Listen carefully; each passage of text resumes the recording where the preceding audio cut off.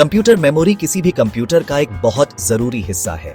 इसे ऐसे समझो जैसे इंसानी दिमाग की चीजों को याद रखने की क्षमता होती है। यह एक इलेक्ट्रॉनिक कंपोनेंट है। यह कंपोनेंट इंफॉर्मेशन और इंस्ट्रक्शंस को स्टोर करता है। कंप्यूटर को अपना काम करने के लिए इस इंफॉर्मेशन की जरूरत होती है। मेमोरी के बिना कंप्यूटर छोटे मोटे काम भी नहीं कर पाएगा। यह एक टेम्पररी या परमानेंट स्टोरेज स्पेस की तरह काम करता है। यह स्पेस वह सारा डेटा रखता है जिस पर कंप्यूटर काम कर रहा है या जिसे बाद में इस्तेमाल के लिए रखना है। मेमोरी को समझना कंप्यूटर्स को समझने की चाबी है। कंप्यूटर को चलाने के लिए मेमोरी बहुत ही ज्यादा जरूरी है। जब तुम अपना कंप्यूटर ऑन करते हो तो उसे मेमोरी की जरूरत होती है। वह अपने ओन ऑपरेटिंग सिस्टम को लॉड करने के लिए मेमोरी का इस्तेमाल करता है। जब तुम कोई प्रोग्राम खोलते हो, जैसे कोई गेम या वर्ड प्रोसेसर, तो वह प्रोग्राम मेमोरी में लॉड होता है। अगर कंप्यूटर में कोई मेमोरी नहीं होती तो यह उस इंसान जैसा होता जिसे कुछ भी याद नहीं रहता। वह कुछ सीख नहीं पाता। वह पिछली इंस्ट्रक्शंस के आधार पर काम नहीं कर पाता। इसलिए मेमोरी मॉडर्न कंप्यूटिंग का एक बुनियादी बिल्डिंग ब्लॉक है। सभी डिजिटल डिवाइस, स्मार्टफोन से लेकर सुपर कंप्यूटर तक मेमोरी पर बहुत ज्यादा निर्भर करते हैं। यह जानना जरूरी है कि कंप्यूटर मेमोरी सिर्फ एक अकेली चीज नहीं है। कंप्यूटर के अंदर कई अलग अलग तरह की मेमोरी होती है। हर तरह की मेमोरी का एक खास मकसद होता है। कुछ मेमोरी बहुत तेज होती है लेकिन डेटा को सिर्फ टेम्पररी तौर पर रख सकती है। दूसरी तरह की मेमोरी धीमी होती है लेकिन डेटा को परमानेंटली स्टोर कर सकती है, तब भी जब कंप्यूटर बंद हो। हम इस वीडियो में इन अलग अलग टाइप्स के बारे में जानेंगे। इनके बारे में जानने से हमें यह समझने में मदद मिलती है कि कंप्यूटर इंफॉर्मेशन को कुशलता से कैसे मैनेज करता है। यह वैरायटी कंप्यूटर्स को स्पीड, कॉस्ट और डेटा परसिस्टेंस में बैलेंस बनाने देती है। कंप्यूटर मेमोरी में डेटा एक खास तरीके से स्टोर होता है। ये छोटे इलेक्ट्रॉनिक सिग्नल्स के रूप में स्टोर होता है। ये सिग्नल्स बाइनरी डिजिट्स को दर्शाते हैं, जिन्हें बिट्स भी कहा जाता है। एक बिट की केवल दो में से एक वैल्यू हो सकती है, 0 या 1। ये छोटे स्विच की तरह होते हैं जो या तो ऑन ऑफ होते हैं या ऑन। बिट्स के ग्रुप्स मिलकर बड़ी यूनिट्स बनाते हैं। जैसे 8 बिट्स के ग्रुप को बाइट कहते हैं। एक बाइट एक कैरेक्टर, जैसे ए लेटर या एक छोटी संख्या को दर्शा सकता है। सारी इंफॉर्मेशन, चाहे वह टेक्स्ट हो, इमेज हो या वीडियो, आखिर में मेमोरी में इन 0 और 1 के पैटर्न के रूप में स्टोर होती है। मेमोरी कंप्यूटर के दिमाग यानी सेंट्रल प्रोसेसिंग यूनिट सीपीयू के साथ मिलकर बहुत बारीकी से काम करती है। सीपीयू वो जगह है जहां सारी थिंकिंग और कैलकुलेशन होती है। अपना काम करने के लिए सीपीयू को इंस्ट्रक्शंस और डेटा की जरूरत होती है। यह इन इंस्ट्रक्शंस और डेटा को कंप्यूटर की मेमोरी से लाता है। सीपीयू के डेटा प्रोसेस करने के बाद उसे अक्सर रिजल्ट्स को स्टोर करने की जरूरत होती है। ये रिजल्ट्स भी वापस मेमोरी में लिखे जाते हैं। सीपीयू और मेमोरी के बीच इंफॉर्मेशन का यह लगातार लेन देन हर सेकंड लाखों बार होता है। यह फेचिंग, डिकोडिंग, एग्जीक्यूटिंग और स्टोरिंग का एक लगातार चलने वाला साइकिल है। मेमोरी में हर इंफॉर्मेशन की एक खास लोकेशन होती है। इस लोकेशन को मेमोरी एड्रेस कहा जाता है। मेमोरी एड्रेस को गली में मकान नंबर की तरह समझो। हर घर का एक यूनिक नंबर होता है ताकि मेल सही तरीके से डिलीवर हो सके। वैसे ही हर मेमोरी लोकेशन का एक यूनिक एड्रेस होता है। इससे सीपीयू खास डेटा या इंस्ट्रक्शंस को तेजी से और सही ढूंढ और एक्सेस कर पाता है। एड्रेस के बिना सीपीयू को पता नहीं चलेगा कि उसे जिस इंफॉर्मेशन की जरूरत है वह कहां ढूंढे। यह एड्रेसिंग सिस्टम कंप्यूटर के अंदर ऑर्गेनाइज्ड डेटा मैनेजमेंट के लिए बहुत जरूरी है। कंप्यूटर सिस्टम में डेटा का फ्लो अक्सर मेमोरी को एक सेंट्रल पॉइंट के तौर पर इस्तेमाल करता है। जब तुम अपने कीबोर्ड पर टाइप करते हो तो डेटा मेमोरी में जाता है। जब तुम कोई फाइल खोलते हो तो वह स्टोरेज से मेमोरी में लोड होती है। फिर सीपीयू इस डेटा को प्रोसेसिंग के लिए मेमोरी से लेता है।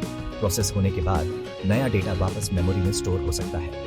अगर तुम रिजल्ट अपनी स्क्रीन पर देखना चाहते हो तो डेटा मेमोरी से डिस्प्ले पर भेजा जाता है। अगर तुम अपना काम सेव करते हो तो डेटा मेमोरी से लॉन्ग टर्म स्टोरेज डिवाइस में ट्रांसफर होता है। मेमोरी इन सभी ऑपरेशंस के लिए एक जरूरी बिचौलिए, इंटरमीडियरी का काम करती है। मेमोरी की स्पीड कंप्यूटर की ओवरऑल परफॉर्मेंस में बहुत बड़ा रोल निभाती है। अगर मेमोरी स्लो है तो सीपीयू को जरूरी डेटा पाने के लिए ज्यादा इंतजार करना पड़ता है। यह वेटिंग टाइम पूरे सिस्टम को स्लो कर सकता है।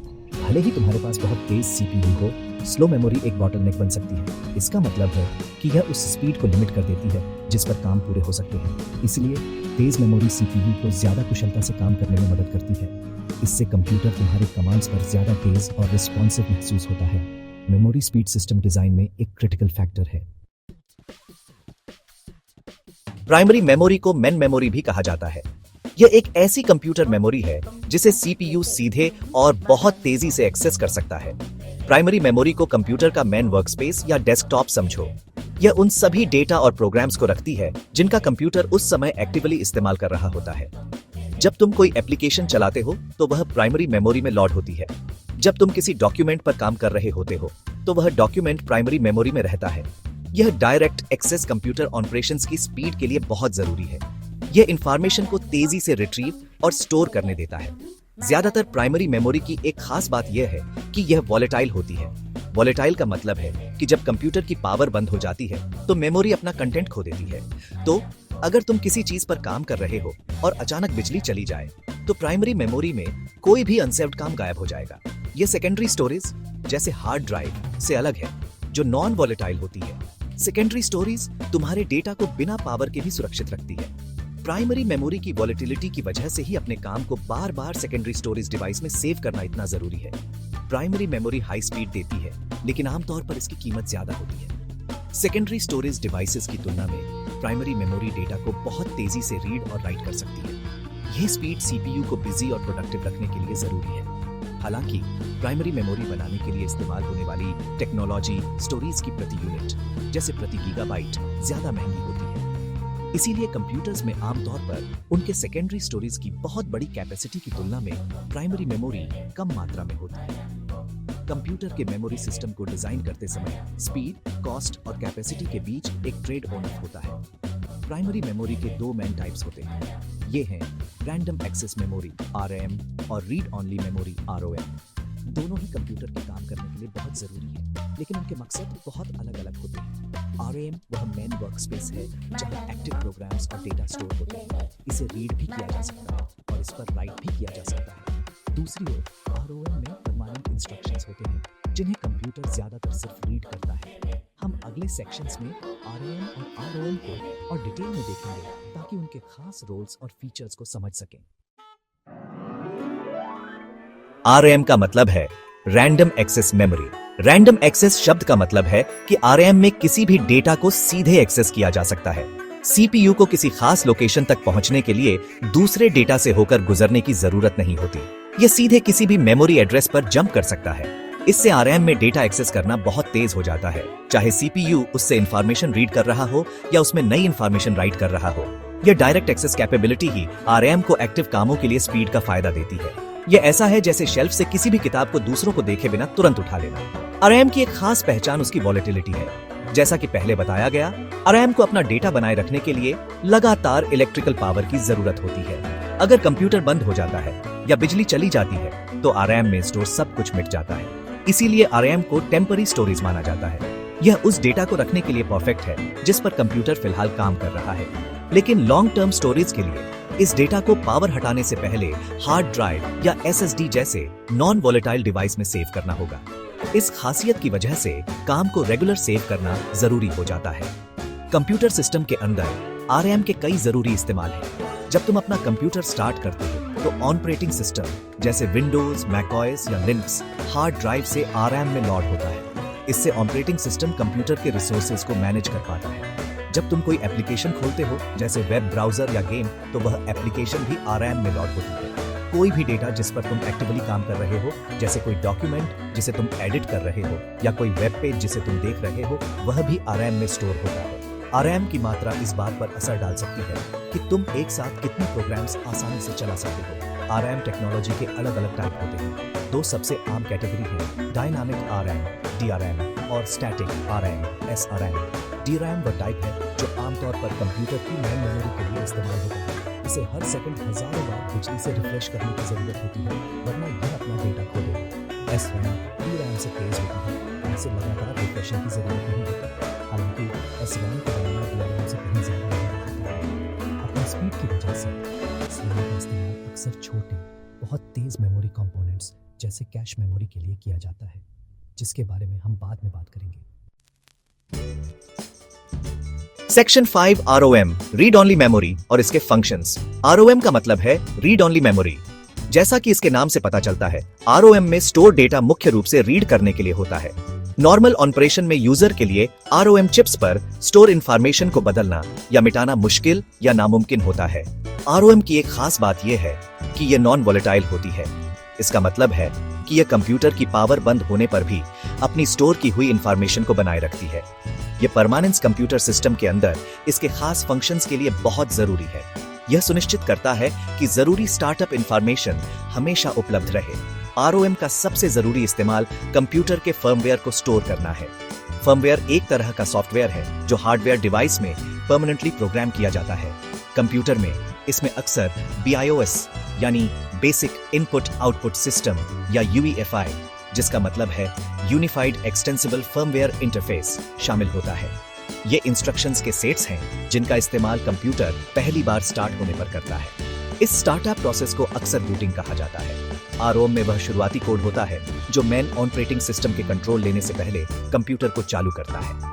आरओएम बूट अप सीक्वेंस में एक क्रिटिकल रोल निभाती है। जब तुम पावर बटन दबाते हो तो CPU आरओएम में स्टोर इंस्ट्रक्शंस को एग्जीक्यूट करना शुरू कर देता है। ये इंस्ट्रक्शंस कई जरूरी काम करते हैं। सबसे पहले वे एक पावर ऑन सेल्फ टेस्ट या पोस्ट चलाते हैं। पोस्ट यह चेक करता है कि जरूरी हार्डवेयर कंपोनेंट्स जैसे मेमोरी और कीबोर्ड सही तरीके से काम कर रहे हैं। पोस्ट के बाद आरओएम में मौजूद फर्मवेयर कनेक्टेड स्टोरेज डिवाइसेस की पहचान करता है। फिर यह ऑपरेटिंग सिस्टम को एक तय स्टोरेज डिवाइस जैसे हार्ड ड्राइव या SSD से आरएम में लोड करता है। OS लोड होने के बाद वह कंप्यूटर का कंट्रोल ले लेता है। समय के साथ अलग अलग तरह के आरओएम डेवलप हुए हैं। ओरिजिनल आरओएम चिप्स पर उनका डेटा मैन्युफैक्चरिंग के दौरान लिखा जाता था और उन्हें बिल्कुल भी बदला नहीं जा सकता था। फिर आया PAROM यानी प्रोग्रामेबल रीड ओनली मेमोरी, जिसे यूजर एक बार प्रोग्राम कर सकता है। EEPROM यानी erasable programmable read only memory data को अल्ट्रावायलेट लाइट का इस्तेमाल करके मिटाने और फिर से प्रोग्राम करने की सुविधा देता है। PROM यानी electrically erasable programmable read only memory को इलेक्ट्रिकल सिग्नल्स का इस्तेमाल करके मिटाया और फिर से प्रोग्राम किया जा सकता है, जिससे फर्मवेयर के अपडेट जैसे BIOS अपडेट चिप को हटाए बिना मुमकिन हो जाते हैं। इस एवोल्यूशन ने आरओएम की क्षमताओं में फ्लेक्सिबिलिटी जोड़ी है। सेक्शन 6 कैश मेमोरी एक्सेस तेज करना। कैश मेमोरी एक खास तरह की बहुत तेज, काफी छोटी वोलेटाइल मेमोरी होती है। इसे कंप्यूटर को तेज चलाने के लिए डिजाइन किया गया है। CPU कैश मेमोरी से डेटा और इंस्ट्रक्शंस को मेन रैम की तुलना में कहीं ज्यादा तेजी से एक्सेस कर सकता है। इसका मुख्य मकसद उन डेटा और इंस्ट्रक्शंस की कॉपी स्टोर करना है जिनकी CPU को बहुत जल्द दोबारा जरूरत पड़ने की संभावना है। इस इंफॉर्मेशन को सुपर फास्ट लोकेशन पर आसानी से उपलब्ध कराकर कैश उस समय को कम करता है जो CPU धीमी मेन मेमोरी से डेटा का इंतजार करने में बिताता है। यह ओवरऑल सिस्टम परफॉर्मेंस को काफी बढ़ाता है। Cache memory locality of reference के सिद्धांत पर काम करती है। यह सिद्धांत कहता है कि प्रोग्राम्स थोड़े समय में बार बार मेमोरी लोकेशंस के एक ही सेट को एक्सेस करते हैं। जब CPU को डेटा एक्सेस करने की जरूरत होती है तो वह सबसे पहले कैश को चेक करता है। अगर जरूरी डेटा कैश में मिल जाता है, इसे कैश हिट कहते हैं, तो CPU इसे बहुत तेजी से रिट्रीव कर सकता है। अगर डेटा कैश में नहीं है यानी कैश मिस, तो CPU को इसे मेन रैम से फेंच करना पड़ता है। फिर इस डेटा की एक कॉपी आमतौर पर भविष्य में इस्तेमाल की उम्मीद में कैश में रख दी जाती है। मॉडर्न CPUs में आमतौर पर कैश मेमोरी के कई लेवल्स होते हैं। इन्हें अक्सर L1, L2 और L3 कैश का लेबल दिया जाता है। L1 कैश सबसे छोटा और सबसे तेज कैश होता है। यह आमतौर पर CPU के हर कोर में सीधे बना होता है। L2 कैश L1 कैश से बड़ा लेकिन थोड़ा धीमा होता है। यह CPU चिप पर ही या उसके बहुत करीब हो सकता है। L3 कैश L2 कैश से भी बड़ा और धीमा होता है, लेकिन फिर भी RM से कहीं ज्यादा तेज होता है। L3 कैश अक्सर मल्टी कोर CPU के सभी कोर के बीच शेयर किया जाता है। यह हायरार्किकल स्ट्रक्चर स्पीड और साइज को बैलेंस करने में मदद करता है। मॉडर्न कंप्यूटर सिस्टम्स में हाई परफॉर्मेंस पाने के लिए कैश मेमोरी की मौजूदगी और एफिशिएंसी बहुत जरूरी है। भले ही कैश मेमोरी RM की तुलना में छोटी होती है, लेकिन इसकी स्पीड बहुत बड़ा फर्क डालती है। ये बहुत तेज CPU और तुलनात्मक रूप से धीमी रैम के बीच एक बफर का काम करती है। मेमोरी लेटेंसी यानी मेमोरी को एक्सेस करने में देरी को कम करके कैश मेमोरी CPU को इंस्ट्रक्शंस को ज्यादा लगातार प्रोसेस करने देती है। इससे यूजर एक्सपीरियंस ज्यादा स्मूथ और तेज होता है, खासकर जब डिमांडिंग एप्लीकेशंस चला रहे हों या मल्टीटास्किंग कर रहे हों। Effective cash management CPU design का एक प्रमुख पहलू है। Section 7 secondary storage long term data रखना। सेकेंडरी स्टोरेज को दूसरे नामों से भी जाना जाता है। इनमें ऑक्सिलरी स्टोरेज या एक्सटर्नल स्टोरेज शामिल है। इसका मुख्य मकसद डेटा और प्रोग्राम्स को लॉन्ग टर्म के लिए स्टोर करना है। ज्यादातर प्राइमरी मेमोरी जैसे RM के विपरीत सेकेंडरी स्टोरेज नॉन वॉलेटाइल होती है। इसका मतलब है कि यह कंप्यूटर के बंद होने पर भी सारी स्टोर की हुई इंफॉर्मेशन को बनाए रखती है। यह खासियत तुम्हारे operating system, applications, documents, photos और दूसरी फाइल्स को सुरक्षित और जब भी तुम्हें जरूरत हो उपलब्ध रखने के लिए जरूरी है। यह कंप्यूटर की इंफॉर्मेशन की परमानेंट लाइब्रेरी के तौर पर काम करती है। सेकेंडरी स्टोरेज की जरूरत प्राइमरी मेमोरी की सीमाओं से पैदा होती है। जैसा कि हमने चर्चा की, आरएम वॉलेटाइल होती है। पावर जाने पर यह डेटा खो देती है। आरएम की ज्यादा कीमत की वजह से उसकी कैपेसिटी भी लिमिटेड होती है। सेकेंडरी स्टोरेज सॉल्यूशंस इन समस्याओं को दूर करते हैं। वे तुम्हारे काम को सेव करने और बड़ी मात्रा में डेटा स्टोर करने के लिए एक स्थिर और परसिस्टेंट जगह देते हैं। जब तुम कोई प्रोग्राम या फाइल इस्तेमाल करना चाहते हो तो उसे आमतौर पर सेकेंडरी स्टोरेज से तेज प्राइमरी मेमोरी यानी आरएम में सीपीयू द्वारा एक्टिव इस्तेमाल के लिए कॉपी किया जाता है। यह ट्रांसफर कंप्यूटर ऑपरेशंस के लिए जरूरी है। सेकेंडरी स्टोरेज की प्राइमरी मेमोरी से तुलना करते समय कुछ जरूरी अंतरों पर ध्यान देना चाहिए। डेटा एक्सेस स्पीड के मामले में सेकेंडरी स्टोरेज प्राइमरी मेमोरी की तुलना में काफी धीमी होती है। उदाहरण के लिए हार्ड ड्राइव से रीड करना या उस पर राइट करना आरएम एक्सेस करने से कहीं ज्यादा समय लेता है। हालांकि सेकेंडरी स्टोरेज के लिए प्रति यूनिट स्टोरेज की कॉस्ट, जैसे प्रति गीगाबाइट, बहुत कम होती है। यह इकोनॉमिक फायदा कंप्यूटर्स को बहुत बड़ी स्टोरेज कैपेसिटी, अक्सर टेराबाइट्स में, से लैस होने देता है, बिना बहुत ज्यादा महंगा हुए। इस प्रकार एक बैलेंस है, स्पीड के लिए प्राइमरी मेमोरी, कैपेसिटी और परमानेंस के लिए secondary storage. Secondary storage devices को इंटरनल या एक्सटर्नल के रूप में बांटा जा सकता है। इंटरनल स्टोरेज डिवाइसेस कंप्यूटर के केसिंग के अंदर होती है। उदाहरणों में main hard disk drive HDD या सॉलिड स्टेट ड्राइव एसएसडी शामिल है, जहां ऑपरेटिंग सिस्टम इंस्टॉल होता है। एक्सटर्नल स्टोरेज डिवाइसेस कंप्यूटर से बाहर से जुड़े होते हैं, आमतौर पर यूएसबी जैसे पोर्ट्स के जरिए। उदाहरणों में external hard drive, USB flash drive, pen drive और मेमोरी कार्ड शामिल हैं। ये एक्सटर्नल डिवाइसेस पोर्टेबिलिटी देते हैं और अक्सर बैकअप लेने या अलग-अलग कंप्यूटर्स के बीच फाइल्स ट्रांसफर करने के लिए इस्तेमाल होते हैं। सेक्शन 8 सेकेंडरी स्टोरेज के प्रकार और उदाहरण। सेकेंडरी स्टोरेज का एक आम प्रकार है हार्ड डिस्क ड्राइव या एचडीडी। एचडीडीज का इस्तेमाल कंप्यूटर्स में कई दशकों से किया जा रहा है।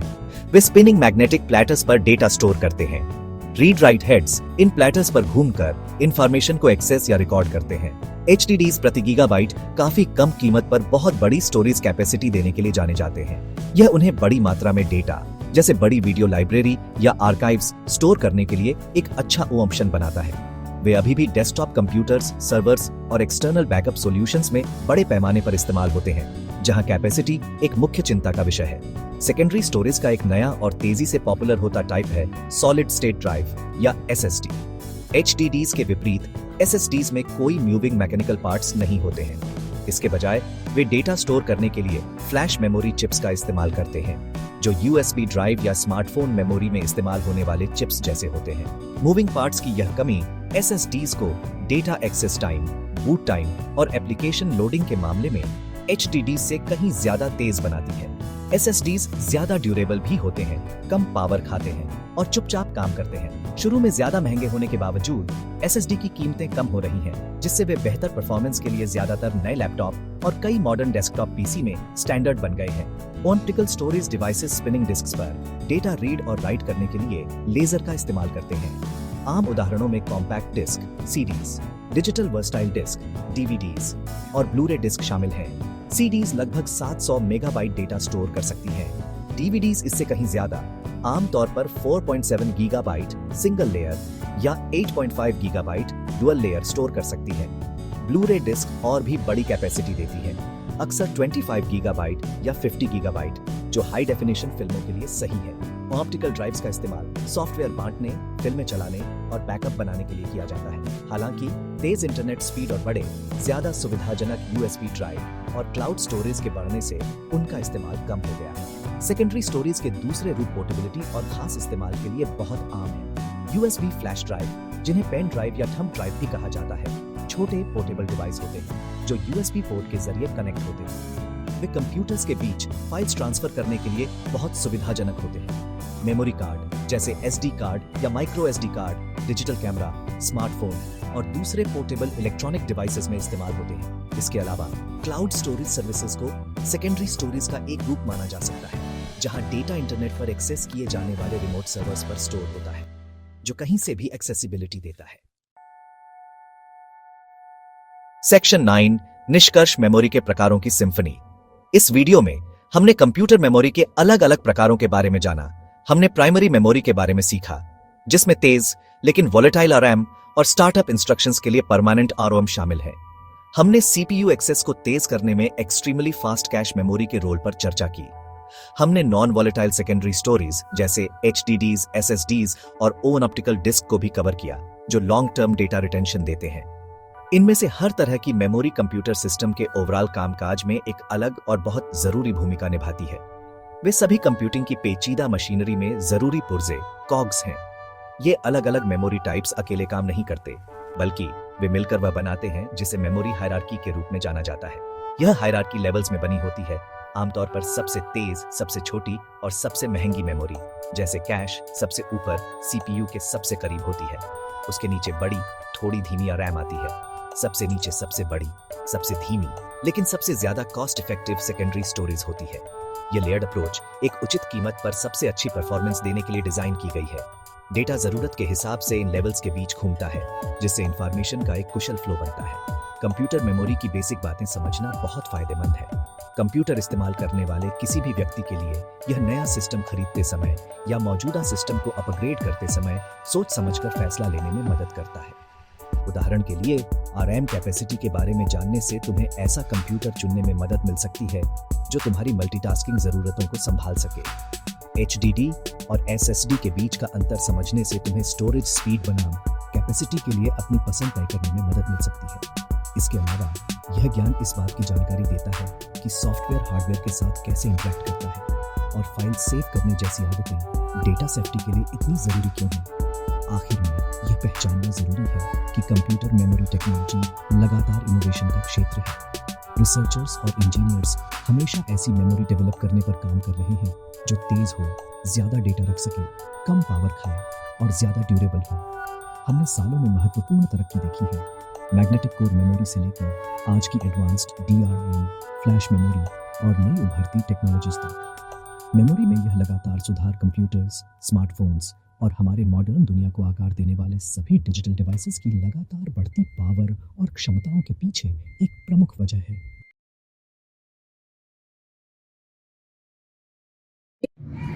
ऐसी और वीडियो के लिए हमें सब्सक्राइब करना ना भूलें।